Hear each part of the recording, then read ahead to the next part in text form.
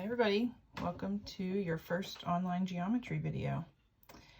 If you have not already, please make sure you read over the online learning guidelines that I posted on the Google Classroom. That's specific to our class, but those are just some things to keep in mind as you're working through these videos. Remember, we're going to figure this out together. If you have questions, you email me anytime. And if you have feedback for me for these videos, things that you think would be helpful for the group, please share that as well with me. As you're working through these, feel free to pause, rewind, come back later, watch again.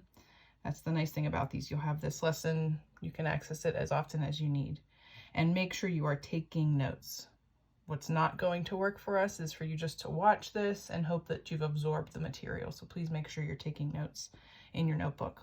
I'm going to try to keep them as simple and straightforward as I can, so you should be able to just copy down what I'm writing.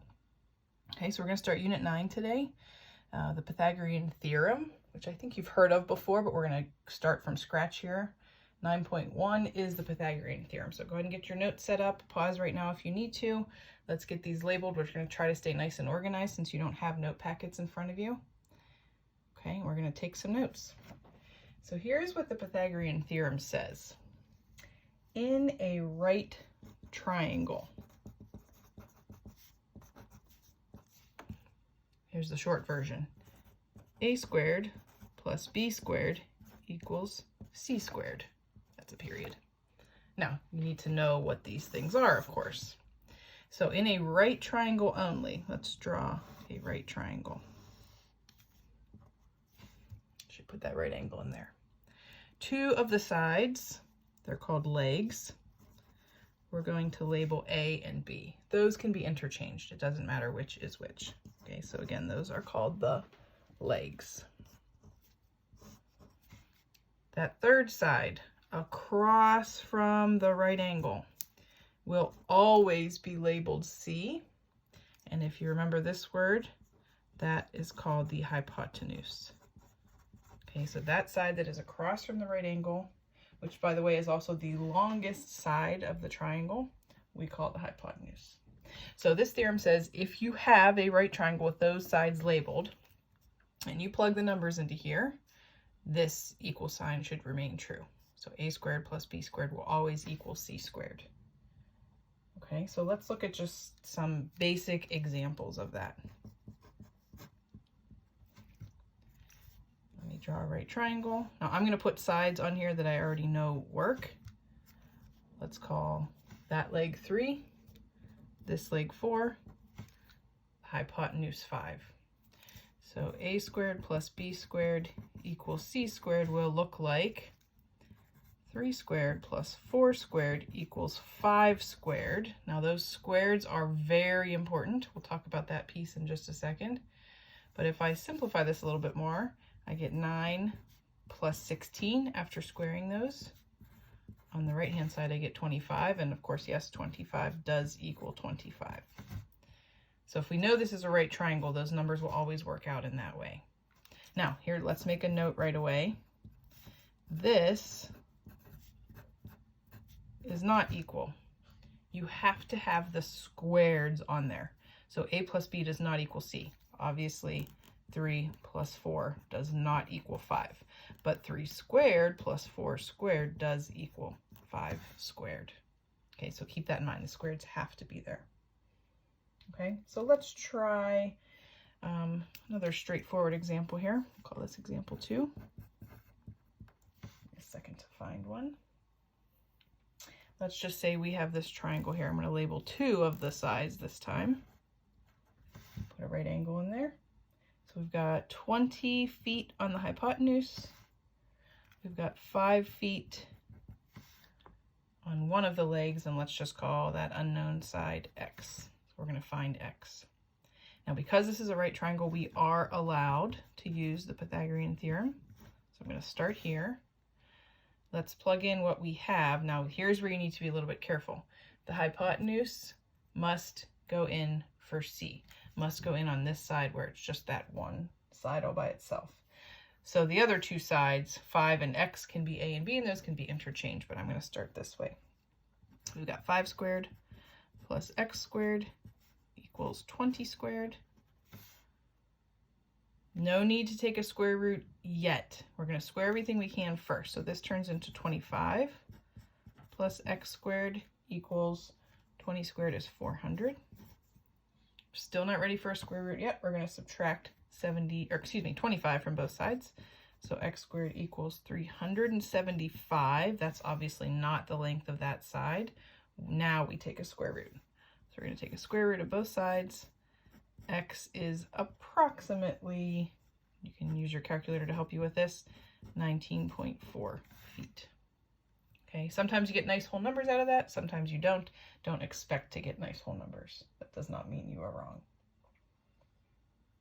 Okay, let's try one more example that's a little more involved here.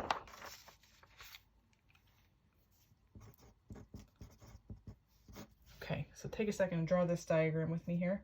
We are going to draw a rectangle.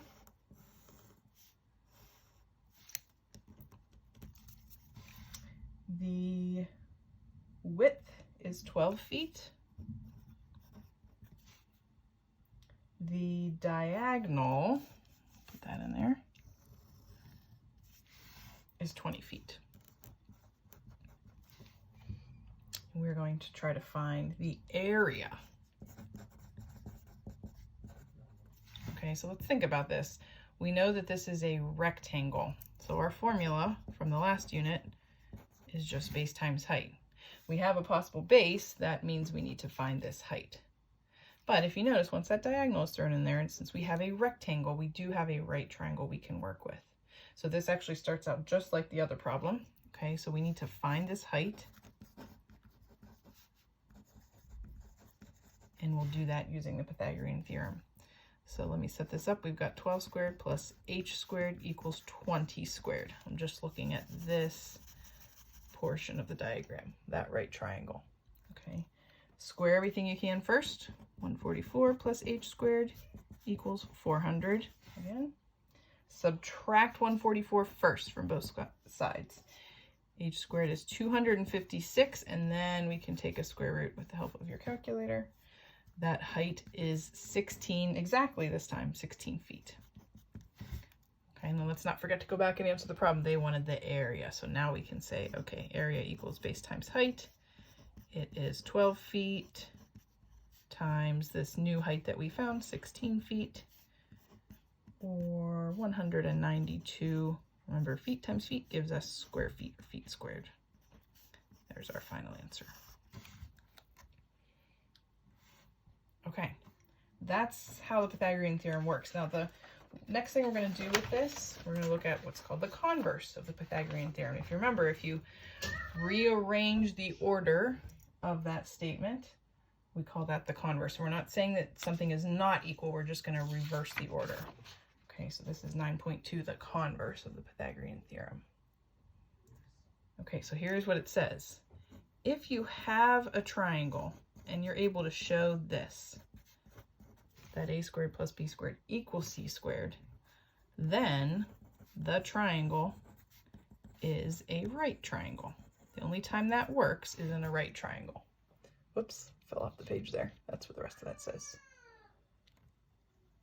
Okay. So let's just start with a basic example here.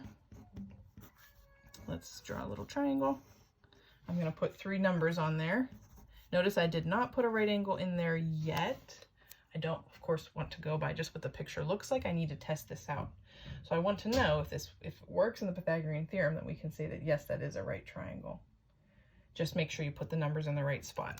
Okay, so 17, and we might see a problem like this too, where they just give us 3 numbers and not a diagram, but the hypotenuse is always the biggest. So this biggest number is your possible hypotenuse. Okay, so we want to know, does 8 squared plus 15 squared equal 17 squared? And we're just testing that out. Okay, so you can just plug in both sides